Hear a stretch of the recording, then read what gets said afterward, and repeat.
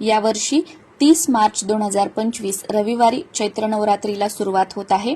30 तारखेला सकाळी 6:13 ते सकाळी 10:22 घटस्थापनेचा मुहूर्त आहे। याच वेळेमध्ये तुम्ही अखंड दिवा सुद्धा प्रज्वलित करू शकता। या वेळेमध्ये काही कारणाने शक्य झालं नाही तर दुसरा अभिजात मुहूर्त सुद्धा आहे। दुपारी 12:01 ते दुपारी 12:50 तुमच्या कुळाचाराप्रमाणे तुमच्या रूढी परंपरागत ज्या धातूचा दिवा अखंड दिवा लावण्यासाठी तुमच्याकडे वापरला जातो तर तोच दिवा तुम्हाला वापरायचा आहे। तुमच्या कुळाचाराप्रमाणे जर तुमच्याकडे कापसाची वात अखंड दिव्यासाठी वापरली जात असेल तर तुम्ही कापसाचीच वात घ्यायची आहे आणि जर तुमच्याकडे कलाव्याची वात वापरली जात असेल तर ती तुम्हाला घ्यायची आहे।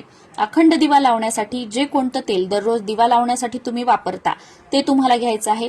शक्य असलं त्यातली त्यात तिळाचं तेल असेल तर अतिशय उत्तम, बाकी तुम्ही जे वापरता ते घेतलं तरी सुद्धा चालतं। आणि तुमच्याकडे तुपाचा दिवा लावत असतील तर शुद्ध गाईचं तूप तुम्हाला वापरायचं आहे। तुमच्याकडे घट असतील तर घटाच्या समोर अखंड दिवा प्रज्वलित करायचा आहे।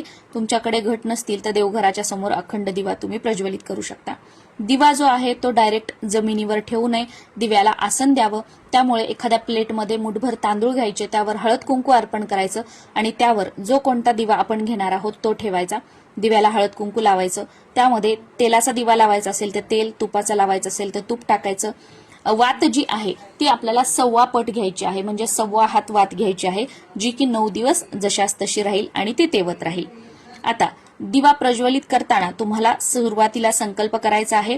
तुमच्या कुलस्वामिनीचं, तुमच्या कुलदेवीचं स्मरण करून कुलदेवीला प्रार्थना करायची की तुमच्या आशीर्वादाने कृपेने माझ्या कुटुंबामध्ये एकोपा प्रेम राहू द्या, सर्वांना उत्तम आरोग्य लाभू द्या, सर्वांना दीर्घ आयुष्याचा आशीर्वाद द्या आणि तुमची जी कोणती इच्छा मनोकामना असेल ती तुम्हाला बोलून दाखवायची आहे। आणि त्यानंतर अखंड दिवा जो आहे तो प्रज्वलित करायचा आहे। अखंड दिवा प्रज्वलित केल्यानंतर त्यामध्ये एक कापराचा तुकडा टाकायचा आहे। भीमसेनी कापूरचा तुकडा असेल तर अतिशय उत्तम, तो नसेल तर साध्या कापराची एक वडी टाकली तरी सुद्धा चालते।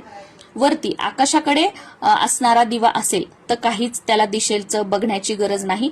बाकी मातीचा दिवा असेल किंवा तुमच्याकडे दगडाचा दिवा असेल तर त्याची ज्योत जी आहे, तुमच्याकडे घटस्थापना असेल तर घटाकडे करायची आहे, देवघरासमोर लावलेला असेल तर दिव्याची ज्योत जी आहे ती देवघराकडे तुम्हाला करायची आहे।